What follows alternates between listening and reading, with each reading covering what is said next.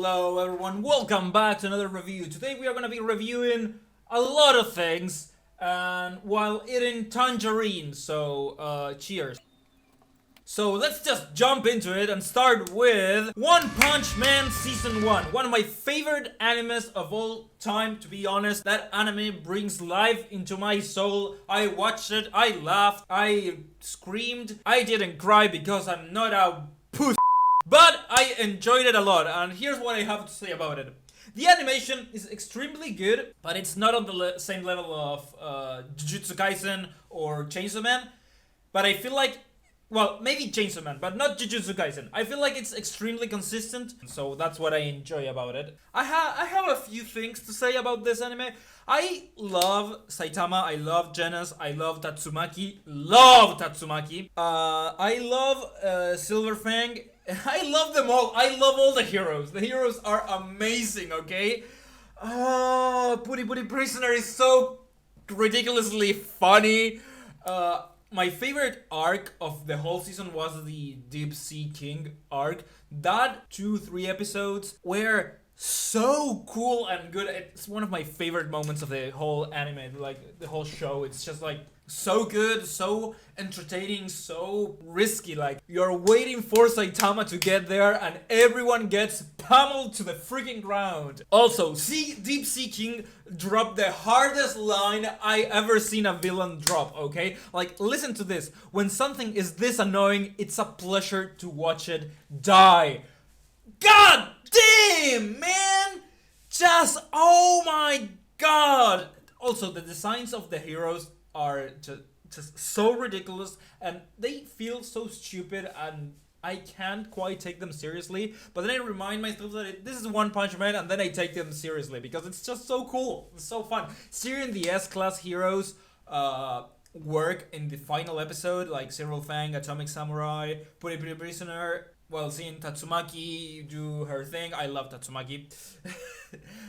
I'll give my life for my waifu! The amount of monster attacks that there are in just Japan and all over the world, you think the human race would be extinct, you know? Like, in the first episode, like, thousands upon thousands, tens of thousands of people die, like, in just one stomp from that giant-ass monster. Also, if Jack Hanma had those steroids, probably Pickle wouldn't have it in his face, okay? One little problem that I have with this anime is that Genos and all the other S-Class heroes could have said something about Saitama being there, helping with the asteroid, helping with the Mosquito Girl, helping with a lot of stuff, helping with the Evolution Foundation or that where Ashura Kabuto is. Genos could have said something to the board of heroes, of the Hero Association, and he didn't. And it's just like, come on, you could have said something. Saitama didn't have to start at a C grade. You just made it because the story demanded it, but okay, well, fair enough, I guess. Overall, great anime. First season, so good, so crispy. The animation is quality and it has the funny. So I'm gonna give One Punch Man Season 1 a total score of 7.45. Great anime, man.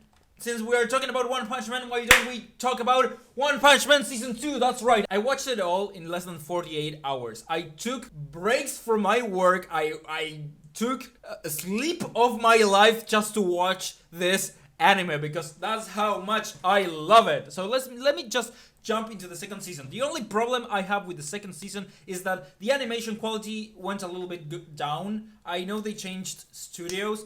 The animation is still cool and it's still quite crispy, but it's not the same as the first season. It feels blurry, okay? It feels like everything has a filter, but overall it's still pretty cool. The King mini arc of him being a fake hero and taking Saitama's credit, I find it pretty cool and pretty funny because it's on theme, on brand for the show. I enjoyed it a lot. It's just one of my favorite animes of all time, seriously. Genos, oh my god, I love the Genos fights. He loses every single time. Give my boy a break, okay? Give him something to do else than to freaking act cool, be cool, and then lose. What else do I have to say?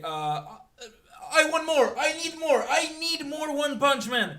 And because I need more, I'm gonna give it a total score of 7.3. Pretty good, pretty good, but a little bit worse because the animation wasn't all there. I watched another Christopher Nolan movie, Tenet, and you know what? I have to say, it has a cool concept. It's very anime slash video game like. You know, I feel like a game like that would be extremely cool, and it would have a lot more time to actually explain how it functions and the reverse world functions. It's a brainer, okay? You have to think about it. You have to pay attention. When watching Christopher Nolan movies, you usually have to pay attention. Well, in this movie, you have to pay even more attention. Believe me, okay? Believe me when I tell you, you have to pay a lot of attention. Robert Pattinson's plot twist that he was working with the...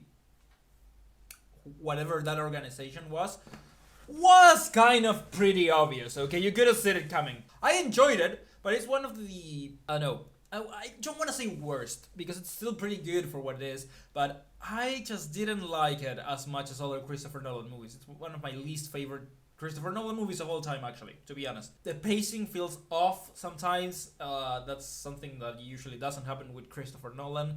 He usually takes his time doing the stuff, and honestly, I didn't like it as much. I thought I would love it because Christopher Nolan. I really like Christopher Nolan. I watched almost every single Christopher Nolan movie there is. The movie didn't feel like a Christopher Nolan movie until the third act, okay? Then everything goes just like into high gear. Overall, I'm gonna give Tenet a score of 6.95. Pretty good, but not that good. And then, one of the last things I watched this week is All Quiet on the Western Front, that movie that won the Oscar to I don't know what thing, but I wanted to watch it.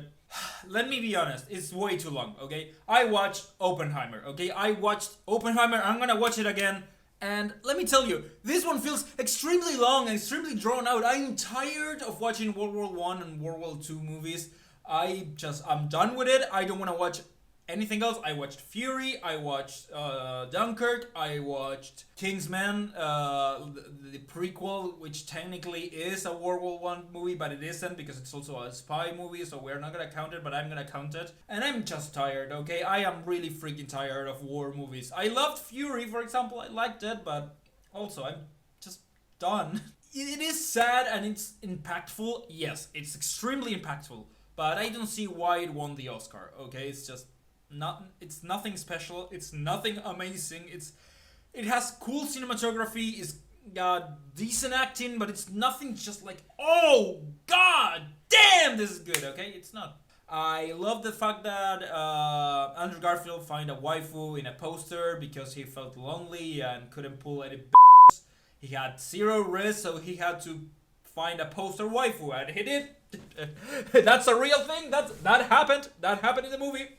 I am not even kidding.